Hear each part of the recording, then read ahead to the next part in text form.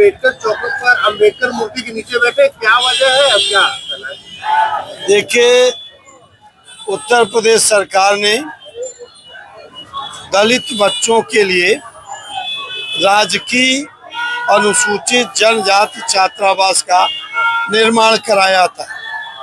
उस छात्रावास में अब 30% प्रवेश अन्य वर्गों के लिए किए जाने का आदेश हुआ है, जिसे निरस्त करने के लिए मैंने समाज कल्याण मंत्री से भी आग्रह किया है।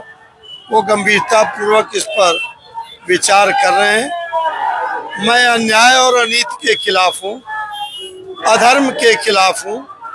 दलित बच्चों को न्याय सुनिश्चित हो, इसके लिए मैं आज उनके आंदोलन का समर्थन करता हूँ, उनके संघर्ष में सहभागी हूँ। यद्यपि कल मुझे मार्ग दुर्घटना में एक चोट लग गई, बाएं हाथ की कलाई में फ्रैक्चर है, दाहिने हाथ की मस्तिष्क में फ्रैक्चर है, सर पर चोट है, लेकिन राणा सागा को 80 घाव लगे थे सीने पर, फिर भी वो युद्ध से विरत नहीं हुए। मैं उन्हीं की राजनीतिक परंपरा का वारिस हूँ, इसलिए अन्याय और अधर्म के खिलाफ दलितों के न्याय यात्रा में सहभागी हूँ, सम्मिलित हूँ। बीजेपी के एमएलसी भी है और बीजेपी का क्या लगता है, आपकी बात पहुंच नहीं पाएगी? बिल्कुल पहुँचेगी, आज तो शुरुआत है, पहुँचेगी। अगर ये बात पहुंचती तो आज आंदोलन नहीं तो ऐसा, अभी तो आज पहली बार आया हूँ, तो मुख्यमंत्री को दोष देना उचित नहीं है। मुख्यमंत्री दलित बच्चों के साथ हैं। और जनरल को 30% तत्काल आरक्षण जो दिया गया रद्द किया जाए। हम लोग जो है अपने अधिकारों के लड़ेंगे, लड़ रहे हैं। एससी के आरक्षण में 30 ओबीसी एससी नहीं रहना चाहिए, एससी आरक्षण में ओबीसी नहीं रहना चाहिए।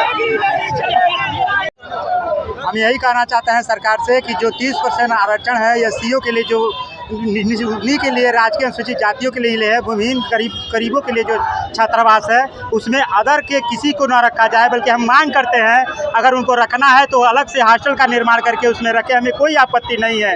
लेकिन हमारे छात्रावास में आरक्षण लागू 30% करेंगे तो इसको कतई हम लोग बर्दाश्त करने वाले नहीं हैं।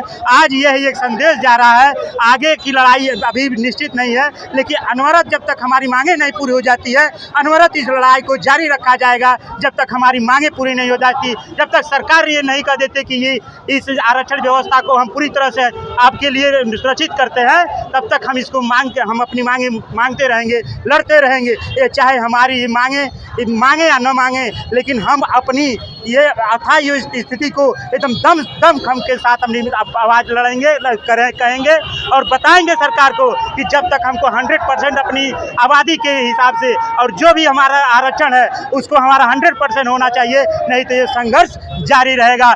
कल्याण द्वारा चलाए जा रहे थे, आज उसमें 30% का घुसपैठ करके ये जनरल और ओबीसी को रखने का प्रयास कर रहे हैं, ये उन्होंने पारित कर दिया है। हमारी मांग ये है कि जो समाज कल्याण का अनुसूचित जाति जनजाति के जो छात्रावास चल रहे थे कई वर्षों से, उसे वैसा ही सुचारू रूप से चलाया जाए और इस 30% के आरक्षण को तत्काल रूप से खारिज किया जाए। मेरा नाम डॉक्टर अन्नू प्रसाद पासवान है। यह सरकार द्वारा जो है मनमाना फंड पर जो है SC/ST एक्ट SC हॉस्टल को जो अनुसूचित जनजातियों के लिए था और आज तक चला आ रहा है, उसी के नाम से हॉस्टल भी होता है, उसी के नाम से सारी प्रक्रिया चलती है। लेकिन यह सरकार मनमाने तौर पर 33% उसमें जो है सामान्य वर्ग को लाना चाहती है। यह चूँकि यह दलित है, अनुसूचित जाति के व्यक्ति हैं, हम अपने जो है सुविधा के अनुसार आकर के वहाँ खाना रहन सहन करते हैं, इन लोगों के बीच कैसे हो पाएगा? इसलिए जो है उन्होंने अध्यादेश जारी किया है 33%, इसको वापस लेना जरूरी है। इसके लिए हम लोग संघर्ष करेंगे, जो भी होगा। हम आपके चैनल के माध्यम से सरकार से यह मांग करते हैं, जो सरकार की अनुसूचित जात छात्रावास है, जो सरकार द्वारा संचालित होता है, सरकार का एक जियो आया है कि 30% अदर को रखने के लिए।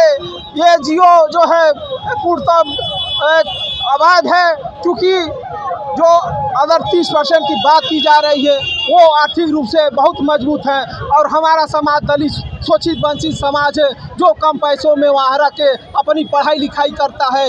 ऐसी स्थिति में वहाँ उनके साथ सामंजस्य बना के रहना बहुत मुमकिन होगा, बहुत मुमकिन होगा। मैं इस आपके चैनल के माध्यम से सरकार से यह मांग करता हूँ कि इसको तत्काल प्रभाव से वापस करें, अन्यथा इससे बड़ा उग्र आंदोलन हम लोग करेंगे और इसकी पूरी जिम्मेदारी सरकार की होगी। क्या नाम पड़ेगा आपका? मैं मनोज कुमार, एक दीवानी कचहरी गोरखपुर।